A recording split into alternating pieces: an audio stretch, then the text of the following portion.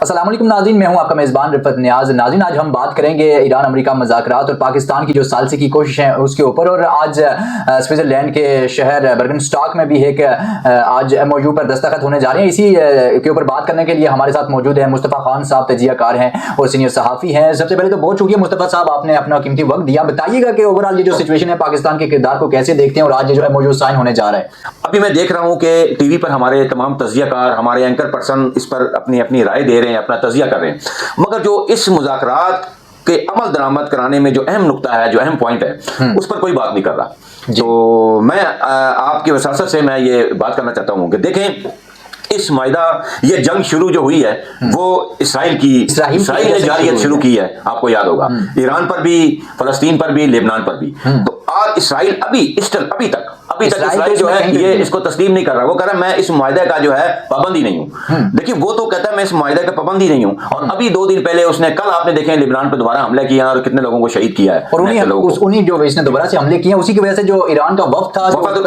پہلے ہونے تھے 2 دن پہلے پاکستان کے وزیر اعظم پاکستانی وفد جا رہا تھا، اور امریکن جو ہے وفد آ رہا تھا، وہ 2 دن کا ڈیلے اسی وجہ سے ہوا، صرف اس کی جارحیت کی وجہ سے، اور ابھی اسرائیل کی جارحیت جو ہے وہ ابھی تک جاری ہے۔ مجھے بتائیں، یہ وہ اسرائیل جو مشرق وسطی میں امن قائم نہیں کرنا چاہتا۔ لیکن پاکستان جو ہے اس ٹائم، پاکستان ہب ہے پورے مشرق وسطی کا، پاکستان وہ چابی ہے کہ پاکستان اپنے اسلامی ممالک کو جس طرح امن کے لیے چاہے پاکستان پابند کر سکتا ہے۔ پاکستان اگر ایران امریکہ میں امن قائم کر سکتا ہے تو پاکستان پورے عالم اسلام اور پورے خطے میں امن قائم کر سکتا ہے۔ تو مجھے یہ بتائیں کہ جو اسرائیل ہے اس کی گارنٹی کون دے گا کہ اسرائیل جو ہے، یہ جو آج ہمارا مفاہمتی یادداشت دستخط ہو رہے ہیں، اور تمام دنیا کی بڑی سپر قوت بھی وہاں موجود ہے، پاکستان موجود ہے، ایران موجود ہے، قطر موجود ہے، جن لوگوں نے اتنی کاوشوں کے بعد دنیا کو ایک بہت بڑی عالمی جنگ سے بھی بچایا، اور پوری دنیا کو ایک جو اقتصادی بحران پیدا ہو چکا تھا اس سے بچایا۔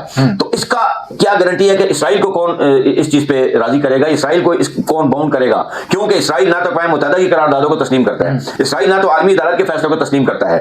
اسرائیل کو اگر کوئی بھی اس معاہدے کا پابند کر سکتا ہے تو امریکہ ہے۔ تو امریکہ کی شورٹی اس معاہدے میں ہونی چاہیے، لازمی کہ امریکہ شورٹی دے اسرائیل کی۔ دیکھیں، پاکستان میڈیٹر کا کردار ادا کر رہا ہے، ثالثی کردار ادا کر رہا ہے، اور یہ جو معاہدہ ہو رہا ہے اس میں پاکستان کو، قطر کو بہت ساری چیزوں میں گارنٹر بنا دیا گیا ہے۔ جو ایران نے جو معاملات، جو اعلان نے شرائط مانی ہے ایران نے، اس میں ابنائے ہیں ان کی ساری پابندی، ان کا یورینیم ہے، ان تمام چیزوں میں پاکستان اور قطر جو ہے وہ اس میں گارنٹر بن رہا ہے۔ لیکن اسرائیل کے مسئلے پہ گارنٹر کون بنے گا، سوال یہ پیدا ہوتا ہے۔ اگر یہ معاہدہ ہو جاتا ہے، پاکستان، ہمارا وفد آ جاتا ہے، پاکستان کو ایک بہت بڑی کامیابی مل رہی ہے، مگر اس کے بعد اسرائیل اگر دوبارہ لبنان اور فلسطین پہ حملے کرتا ہے، اس کی جارحیت برقرار رہتی ہے، تو ایران تو اس معاہدے کی پاسداری نہیں کرے گا، وہ تو اس معاہدے سے ناراض ہو جائے گا۔ ایران تو یہی بات کرتا ہے کہ اسرائیل کو جب تک آپ پابند نہیں کریں گے، اسرائیل جارحیت ختم نہیں کرے گا، اس معاہدے پہ عمل درآمد ہو ہی نہیں سکتا۔ ایسا ہی ہے۔ تو کیا سمجھتے ہیں کہ کرنٹ سینیریوز میں اب امریکہ کو کیا کرنا چاہیے، یا ہم یہ سمجھ سکتے ہیں کہ جو امریکہ ہے، امریکہ کوئی اس معاہدے کے پس پردہ جو تو اسرائیل کے ساتھ مل کے کوئی ایسی چال چل رہا ہے جو آنے والے دور میں ایران کے لیے بھی خطرناک؟ دیکھیں، یہ تو پوری دنیا کو پتا ہے رفعت صاحب کہ امریکہ جو ہے وہ کسی کا دوست نہیں ہے، وہ اپنے مفادات کا دوست ہے، اور امریکہ اور اسرائیل جو ہے ان کا آپس میں گٹھ جوڑ ہے۔ اور میں اگر یہ بات کہوں تو غلط نہیں ہوگا کہ ٹرمپ کی جو کئی ایسی تجاویز ہیں وہ مسترد کرتا ہے، اور دیکھیں وہ امریکہ، لیکن یہ چال ہے، یہ جو اسرائیل کہتا ہے میں اس معاہدے کا پابند نہیں ہوں، یہ چال امریکہ کی ہے، یہ امریکہ کی چال ہے، تاکہ امریکہ کل کو کہے کہ جی میں نے تو جو معاہدہ کیا، میں تو اس کو معاہدے پہ قائم ہوں۔ اگر اسرائیل ہے وہ خود مختار ریاست ہے تو میں اس کو پابند نہیں کر سکتا۔ دیکھیں، یہ جو امریکہ، ڈونلڈ ٹرمپ ہے، اسرائیل ہے، یہ ہمارے سے اسلامی ممالک کو اپنا غلام بنانا چاہتے ہیں اور اپنے ماتحت لانا چاہتے ہیں۔ جب اسرائیل کی بات آتی ہے تو وہاں پر امریکہ بھی خاموش ہے اور پوری دنیا بھی خاموش ہے۔ لیکن میں داد دوں گا اپنے ان یورپین ممالک کو جنہوں نے مسلم کنٹریز زیادہ اہم کردار ادا کیا ہے ایران کے مسئلے پر اور فلسطین کے مسئلے پر۔ ان یورپین ممالک نے جو ہے امریکہ کے ساتھ بائیکاٹ کیا، اقتصادی بائیکاٹ کیا، اور انہوں نے کئی جو ہے امریکہ کی شرائط کو تسلیم ہی نہیں کیا۔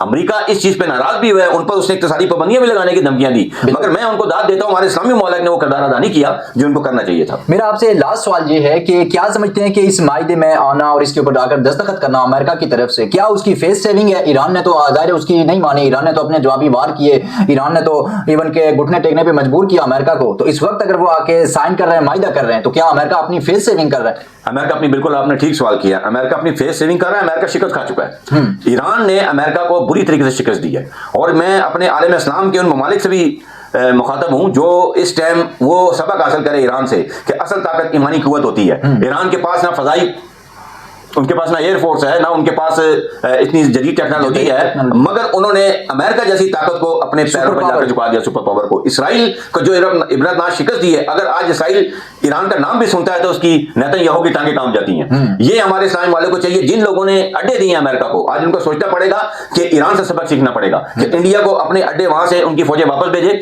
इस्लामी ब्लॉक बने, इस्लामी ममालिक हमारे इकट्ठे और यज्ञ हो। मैं तो ये कहूंगा कि मैं बार बार एक बात करता हूं कि हमें वीटो की पावर अब लेनी पड़ेगी।